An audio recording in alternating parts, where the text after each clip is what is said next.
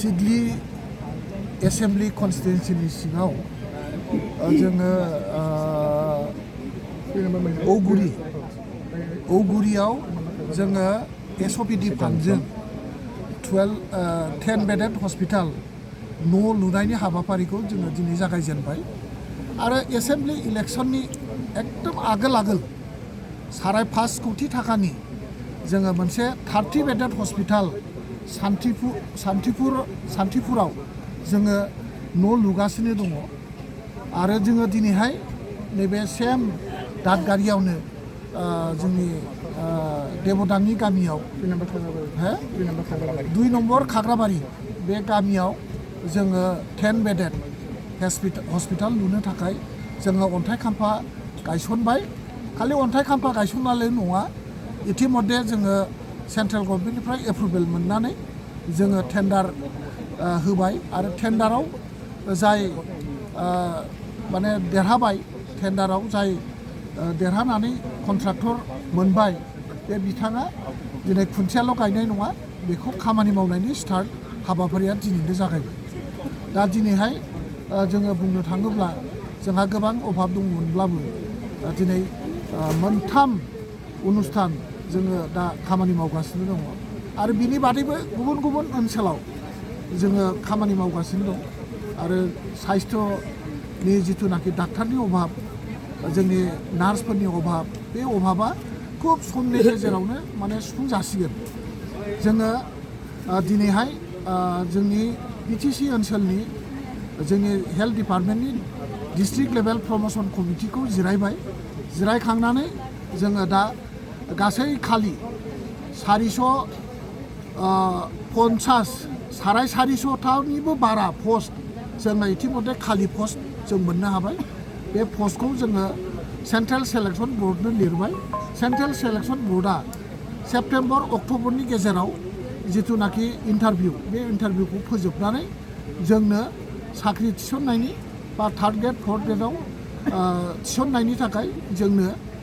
सुबिदाखौ जों लासिगोन बिनि उनाव जोङो नैबे मास मोनसे मोननैनि गेजेरावनो NHMनि जिथु कन्ट्राक्चुवेल बिनि गेजेरजों 100निबो बारा बिटिसि ओनसोलाव मेडिकेल अफिसार डाक्टारफोर जों मोनगोन आरो 150निबो बारा जोङो ANM नार्स GNM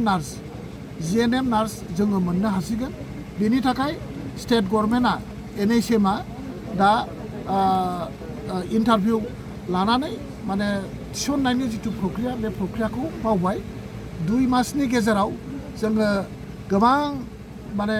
साख्रि थिसननानै जोंनाव अभाब जानाय डाक्टार साख्रि आवला नार्स माने एक्सरे अपारेटर बा जोंनि लेब टेकनिशियान बा फार्मासिस्ट खालि जानानै थानाय पस्टफोरा फिलआप जाजोबगोन आरो बेफोर फिलआप जानाय लोगो लोगोनो बिटिसिआव जेसेबां साइस्थ'नि सेवा खालामनांगौ हाबाफारिफोर बेखौ जोङो थाबैनो मावफुंनो हागोन होननानै जों मिजिंथिनो हायो नैबे हस्पिटालनि गेजेरजों नैबे ओनसोलनि रायजो राजाफ्रा माबायदि मुलाम्फा जागोन होनना सानो बेवहाय 10टा बे जायगाया जाहैबाय एकदम मोनसे बेमारजों माने मेलेरिया माने बेमारजों बा मेलेरिया बेमारा बेयाव फ्राय बोसोरे सोमजियो दा नंखायनो बेवहाय पपुलेसनाबो गोबां जाबाय दा मानसिफ्राबो गोबां सिकित्सानि अभाब जायो बे हिसाबै जोङो बेवहाय जोंनि रायजो राजानि जाहाथे मोजां जायो रायजो राजाखौ जाहाथे थांलाय फैलायाव सुबिदा जायो बेनि थाखाय बे जायगाखौ जोङो सेलेक्ट खालामनानै बेवहाय 10टा बिसिना थानाय हस्पिटाल जों बानायबाय बे हस्पिटालनि गेजेराव खालि बेमारल' सिकित्सा जानाय नङा बेवहाय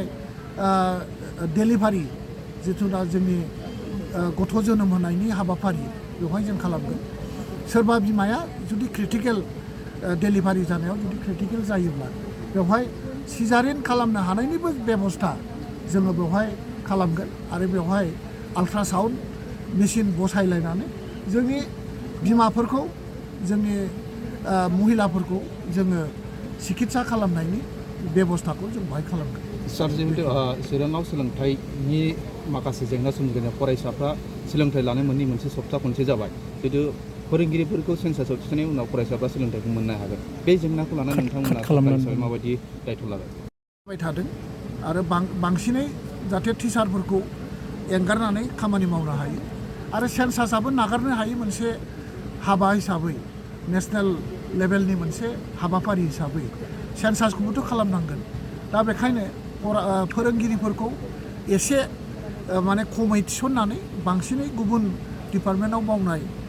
माने साख्रियालफोरनि गेजेरजों बे सेन्सासखौ खालामनो थाखाय जोङो सरकार माने